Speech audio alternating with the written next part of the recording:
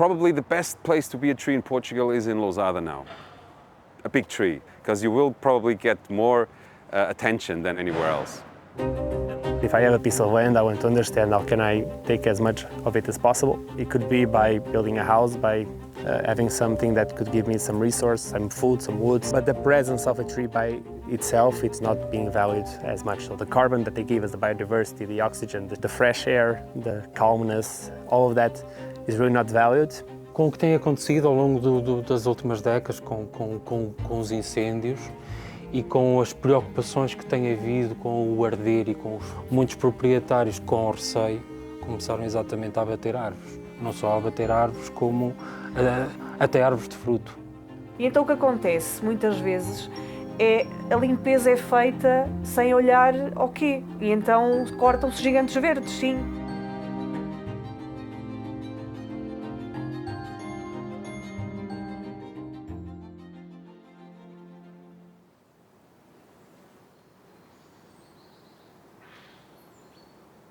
I love trees and all the biodiversity that lives on trees. I'm actually an ecologist trying to understand how everything is connected. We can go look for giants just to see some of them. A green giant is a tree with at least 1.5 meter of perimeter measured at our breast height, so kind of 1.3 meters from the floor. This is a tree that an adult person on average cannot hug by itself. So if we try to hug a tree and we can't touch our fingers from the other side, we are within a green giant. A large tree has much more benefits for society than a smaller one that is just planted. So a lot of these projects that are focused on planting new trees, they actually don't always have this idea of how many trees are disappearing on the same level as we are planting. And the problem is that each of these green giants has 78 times more carbon in their wood than a tree with 10 years old. Each year that the green giant is alive is the equivalent of the first 15 years of a tree planting. So the 15 years all combined is the same as just 1 year of these green giants in terms of absolute carbon that they remove from the atmosphere. If we keep the trees alive, we actually have much more benefits for society than just to planting new ones. The problem is that all or most of the projects are just focusing on planting. A lot of those trees will die, will not reach even 10 years old, and will just make a difference in 40, 50, 60 years old. We probably don't have that much time to think about the solutions. So we need to work now, and we need to protect the trees that we already have and the forests that we already have.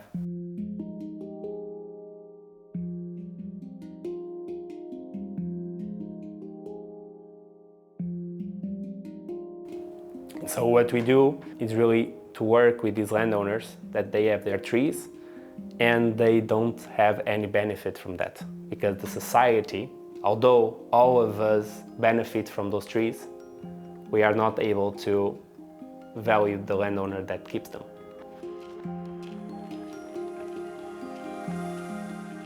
Eu chamo-me Zé, trabalho numa associação de desenvolvimento local e, por outro lado, apesar de ser do Porto, tenho uma grande relação com Lousada por causa desta casa, que já é da família há muito tempo.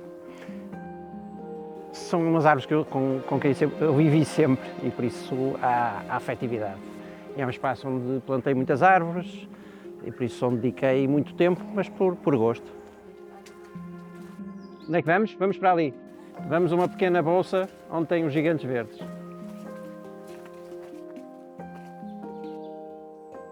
Estamos a fazer o levantamento dos gigantes verdes, por isso são aquelas árvores que é 1,30 m de altura, têm mais de 1,50 m de diâmetro.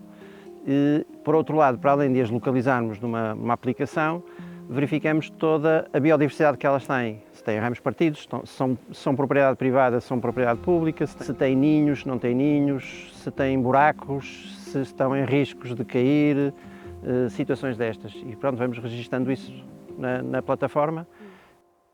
Está quase, está. Se fosse macaco, talvez conseguisse.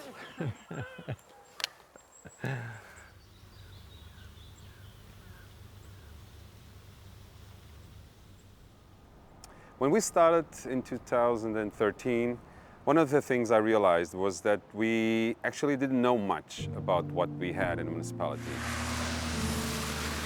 João Gonçalo came to us with this idea of mapping, these big trees, and that was like a click at the moment because we needed to know what we have in order to protect it and, put out new rules.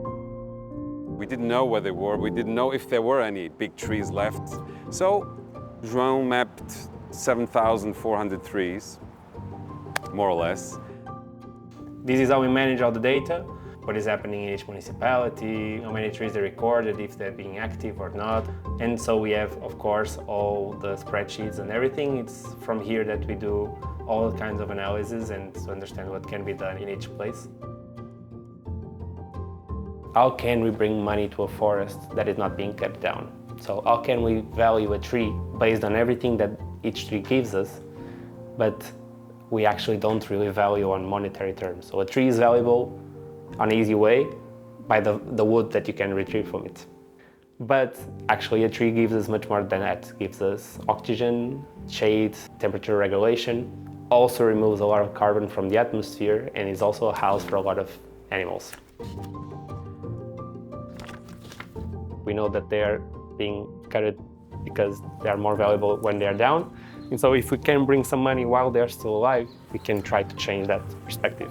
And what we thought is that we should work on these carbon credit schemes or biodiversity credit schemes because a lot of companies or individuals are concerned about their footprint on the planet.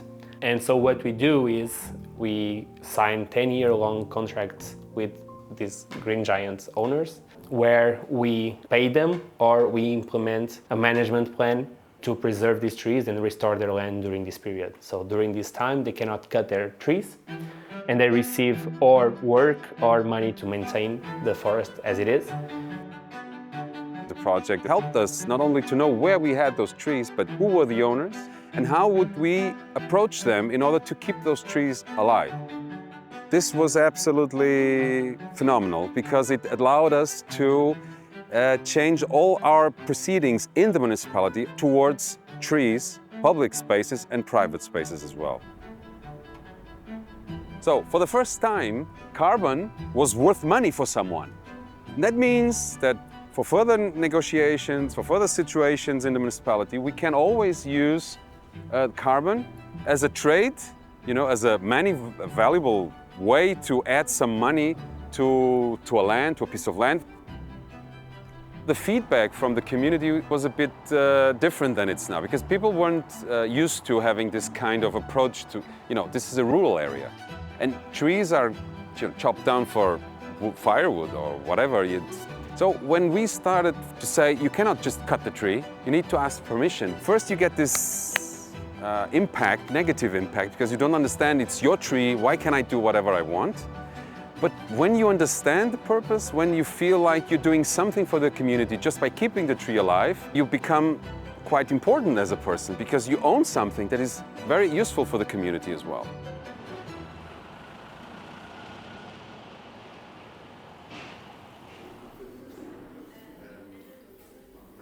Today is the final event of the last 9 months of work that we've been doing with the Green Giants ambassadors. And I'm really happy to host them here in Lousada. The idea of the day is not just to share the results of the year of work that we did, but also to give them new tools to think about new solutions to problems that they are finding in their own locality, in their own communities, in order to preserve these trees for the next years. Although I map almost 8,000 trees in Lousada, I cannot do it all over the country. So what we're trying to do is that based on the mapping of trees, understanding what's happening and now looking for solutions, we are trying to replicate that by giving tools to other people. So we are kind of working on growing our network of what we call Green Giants ambassadors that are trained to map these trees and to understand their problems. We have more than 200 people working with us right now in different municipalities in order to map these trees.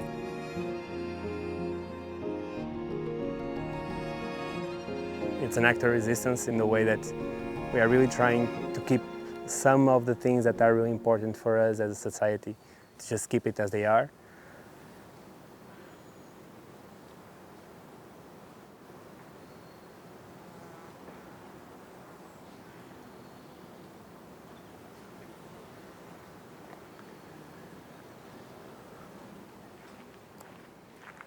não é? Com o que tem acontecido ao longo das últimas décadas, com os incêndios e com as preocupações que tem havido com o arder e com muitos proprietários com receio, começaram exatamente a abater árvores. Não só a abater árvores, como até árvores de fruto. E então o que acontece muitas vezes é a limpeza é feita sem olhar ao quê? E então cortam-se gigantes verdes, sim. Os gigantes verdes são extremamente importantes para os ecossistemas, primeiramente porque são exemplares belíssimos, não é? São enormes, dão muita sombra, devolvem muita matéria orgânica ao solo, mas depois também são abrigo de muitas espécies, dão alimento, têm dentro de si muitos ecossistemas, pronto. E para além de que são excelentes receptores de dióxido de carbono, não é? E também produzem muito oxigênio. Exatamente.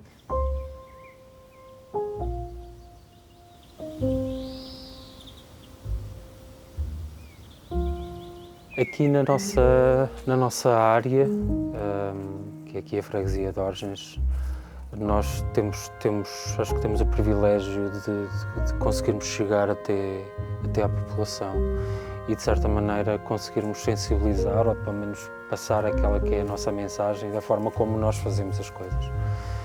Está muito enraizado uma outra forma de ação. Naturalmente que o que nós fazemos não tem um retorno económico, não é visível, não é palpável.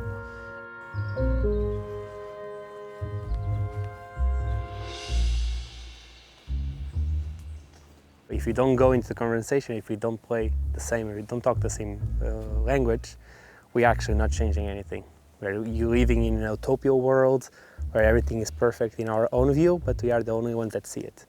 All of us look for some kind of benefit, of some value of having more than what we have. Money is a universal language.